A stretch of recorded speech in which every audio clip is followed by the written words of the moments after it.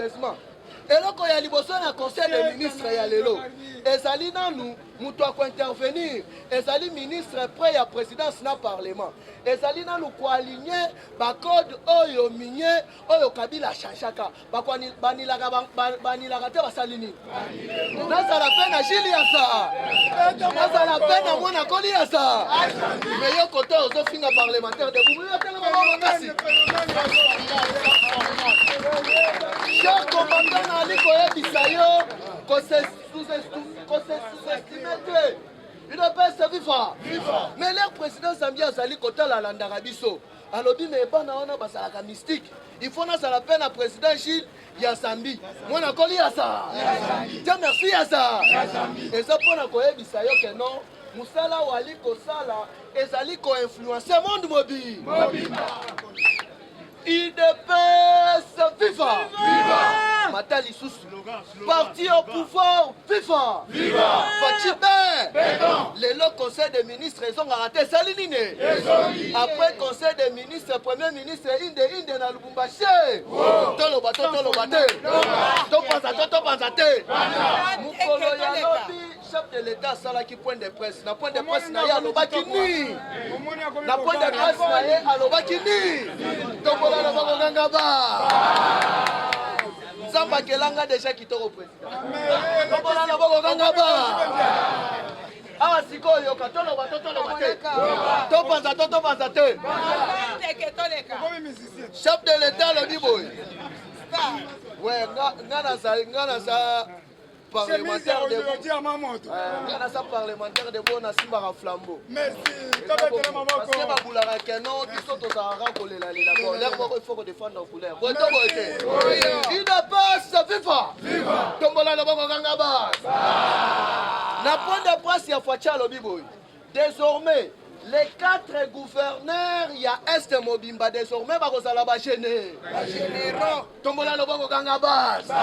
Nani Sikoyo abanda qui a bloqué dossier wana na gouvernement, il y a Ebandeli. Awa on peut comprendre Sikoyo que non, Dengue Zaliwana et Zalina du ministre visé par la justice. Il ne peut se vivre. Mais il faut découvrir document laissé par Katumbe Mwaki. Oyo akomaki sur secret ya guerre ya Est na vente ya ba minéraux. Nini salaki ke no guerre ya Est esilate. Pourquoi ba brada ba minéraux na biso? Qu'est-ce qui s'est passé réellement? Awa bomoni Louis Michel aye. Louis Michel akosuka kaka awa te. Lelo après conseil des ministres. Louis Michel Bagokamatana, Inde na premier ministre, Inde na Lubumbashi. Nakati ya Lubumbashi bakokende kosala ni. Mais eloko esalinga bien salini. Bomoni dernièrement défilé il y a ba président africain. Je vous dis président Zambia Tali Fachi alobi expliquer ngana nous phénomène ya ba parlementaire de l'air marocain na Zambie kuna pena sala ba parlementaire de nasa la pena Gili ya ça nasa la pena mona koli ya ça mais yo côté aux officiers parlementaires de vous ya tellement bakasi cher commandant Ali Koyebi yo ko se sous-estimer.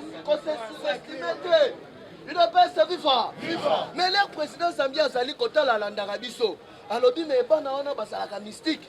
Il faut na la peine à président Gilles Yassambi. Moi na koli à ça. Tiens merci à ça. Et ça pour na koyebi sayo que non. Musala wali kosala ezali ko influencer monde mobile. Tout osali na 3 ya RRT. Chers combattants ezali pour la première fois. Na kati ya RDC, au mona ba ministre entrant na sortant bali kosala remise et reprise. Mais ba ministre sortant basali kolela. Toloba. Les laçons na yo. Awa omoni Nyarungabu oya ministère ya environnement. Chers combattants awa yoka. Avant remise et reprise, Nyarungabu atindi Barsek naya kende kokutana na F Basaïba. On a kopé sa yo enveloppe. Enveloppe ya carburant. Carburant combien? $5 000 mais F Basaïba l'obité. Biso déjà te soit qui vaccin ya Tshisekedi misi. Moyena soit enveloppe oyo ezali. Azi chombo abenga ka Augustin Kabuya tasalini. Tombola lobako kangaba. Awa bomoni isha inde na ministère ya santé. Bineki bango biko. Avant na chite na kotangela bino liste ya ba ministre oyo bazali visé par la justice congolaise. Président ya cour constitutionnelle alobi babima libanda oyo balukaki bakosilisa ya kombola loboko kanga ba idapasa FIFA Fachimbe mais awa nazoyebisa yo état de droit ebandi boni batu bako signé bakamata avion ya l'état bakamati bateki yango. Je vous dis bateka jet privé oyo matata mponyo abandaki kotambola na yango jet privé wana bateki yango na niveau ya Brazzaville et pas la Denis Sassou Nguesso alors que jet wana ezalaki avion ya l'état bakamati bateki yango na plus de 3 millions de dollars américains. Dès que sali wana dossier wana ezonga raté sali nini ezongi il de paix viva parti au pouvoir viva awa siko yoka lelo na conseil des ministres nini yango ekozala à la base to nini yango ekozala vraiment oyo bako débattre sujet ya lelo banani bako intervenir na conseil des ministres ya lelo parce que boyebi depuis un certain temps chef de l'état a suspendaki ba conseil des ministres lelo nde ezali ko répondre l'air ekosi la ministre Sama Lukonde bako kende na lui Michel na niveau ya Lubumbashi alors que na virage oyo tokomi tous les pays basali koluka bas se positionner bas s'aligner derrière la politique de son excellence Félix Antoine Tshisekedi Tshilo. Qu'est-ce qui s'est passé avant de continuer tout le makambu ya conseil des ministres? Toalina 2011 Kabila yebisi ba européen bopé sanga deuxième mandat na bima comme ça beaucoup soit 80% biso to reçoit 20%. Ba européen tellement de plupart basala ba foko bandimaraté basalini. Les rabini a balukeli bango. Ezali na monsieur moko Michael Smith na Michael Elon pardon kolo entreprise Tesla. Il de paix se vivre. Nathan Joffler. Balobite ba européen oyo basalaka ba mabaluka. To sala boy. To kende to kutana na ba asiatique pour être to signer ba partenariat. L'air bakeli bakutani na asiatique. Il de paix se vivre. L'air ba signé makamuna li koloba ezali document oyo ba yeko découvrir na biloko ya 4 mois. L'air bakeli pas asiatique. Balobite biso toko garantir bino yo pesa biso kaka minéré ya liboso toko batela pouvoir na yo Hippolyte Kana ya mibale toko tongela bino banzela de place oyo bayaki kosala conception ya projet ya 5 chantiers awa nali koyebisa yo na début mai il faut basala audit ya 5 chantiers mobile baye bambongo wana ekendaka wa oyo kasiko place guerre ya est ebanda toloba te l'indossi ya Union européenne batali keno Kabila kei komi pesa epa ya basiatique place nini basiatique bayebisie babrade ba minéré na 5 chantiers et puis à condition babatela ba pouvoir na ye wana ba chinois ba coréen na ba iranien des places ba européens sikoyo baye kosala 3 réseaux bomona kilobi chef de l'état ayambi chargé ya MONUSCO oyo batindaki na RDC na 3 réseaux wana ezali réseau liboso ya Union européenne. Deuxième réseau ezali ambassadeur accrédité na RDC.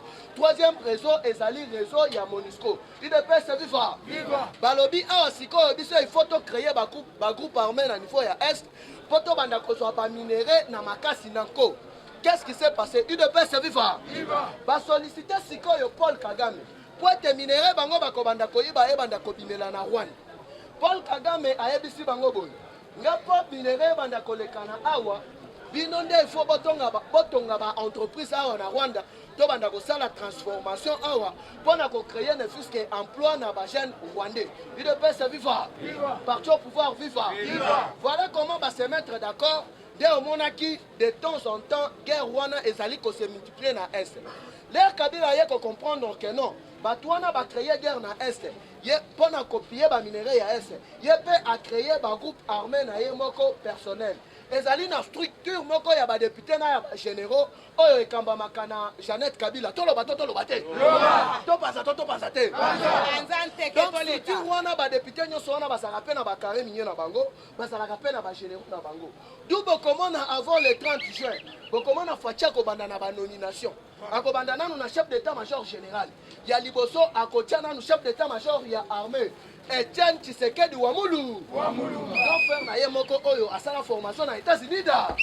soki okonyonga soki okosilika na etali biso parce que armée ezali infiltré na maka awa sikoyo ka UDPS viva na diplomatie oyo Fachi azali na bâton ya commande ya Union Afrique tout nyonso oyo ekolekana na Afrique il faut ba européen ba ya ko s'aligner sima ya mukontombolo beton yango bomoni Fachi akei na Tchad na matanga ya Idriss Déby mais Macron alandi asengi audience na matanga babetaka politique te basalini awa sikoyo yoka UDPS viva France atali to ya chômage et mati makasi alors que eloko bandaki kosala ke ba français bazwa misala ba belge bazwa misala ezali pétrole na biso ya mwana yango omoni Fachi atie homme de confiance Didier Boudi na hydrocarbure toloba te topanda te mais boni biso bakolo masolo mais heureusement eloko ya liboso na conseil des ministres ya lelo ezali nanu mutu ako intervenir ezali ministre près ya présidence na parlement ezali nanu koaligner bakode oyo minye oyo Kabila chanchaka banilaka te basali nini deuxièmement ezali intervention ya ministre ya intérieur na ya défense bako intervenir sur procédure ya nommer les généraux na tête ya 4 provinces ya est ya mbo UDPS viva l'air bako nommer bango dès qui salume ba mais en attendant Afrique du Sud azongi sakasarias na Congo ta sali nini c'était la Fatima UDPS viva na minute oyo kolela yo nana liste ya ba ministre nyonso minute bimaka te salini totanga te toloba te ya liboso tozali na Willy Bako tozali na Akasi Aba tozali na John Ntu tozali na oyo nani tozali na Eteni Longo ngai natangi kaka ezali ngai te ezali justice Congo est-ce que nga mutu natindaki yo oyiba oyo yo lukaki okosilisa ya ezali na Steve Mbika ezali na Sele ya Lagour liste ezali mula bango nyonso bakotuna ngula boyaka ta sani alobi tuna meme alobi na bango nini ngai na bino lobi maboko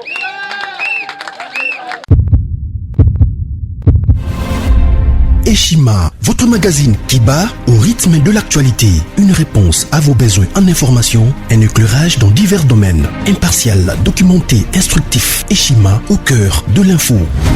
Retrouvez la nouvelle édition. Exclusivité. Eustache Mouandi, ministre d'État, ministre des Ressources hydrauliques, relève le défi de la libéralisation du secteur de l'électricité. Des actions concrètes. Cap sur la libéralisation de l'électricité. Installation des mandataires ARE et ANSER. Fonds Mwinda qui permettra de fournir de l'énergie électrique propre à 15 millions des Congolais. Signature contrat B-Box. Plusieurs protocoles d'accord signés dans le cadre de la mise en application de la loi sur l'électricité. Les avancées enregistrées dans les secteurs des ressources hydrauliques et électricité grâce à la vision du ministre d'État Eustache Mouandi représentent un acquis indispensable qui balise le chemin vers l'effectivité de l'amélioration du taux de desserte en eau potable et en électricité. Focus. Payer l'impôt est un devoir civique. Le directeur général de la DGI, Barnabé Mwakadi, sensibilise les assujettis. Dossier Eshima, les épidémies les plus dévastatrices de l'histoire. Nation, le ministre d'État Ribens Mikindo met en valeur les blocs pétroliers et gaziers de la RDC afin de transformer les potentialités en hydrocarbures en véritable richesse. Élection 2023, le compte à rebours de la Senco. À lire également les portraits de Kelly Kounté, journaliste chevronné. Économie, budget 2021, moins ambitieux, plus réaliste. Culture, les tabous de l'inceste. Retrouvez l'intégralité du magazine Eshima dans les kiosques. Eshima Magazine, un nouveau standard d'information.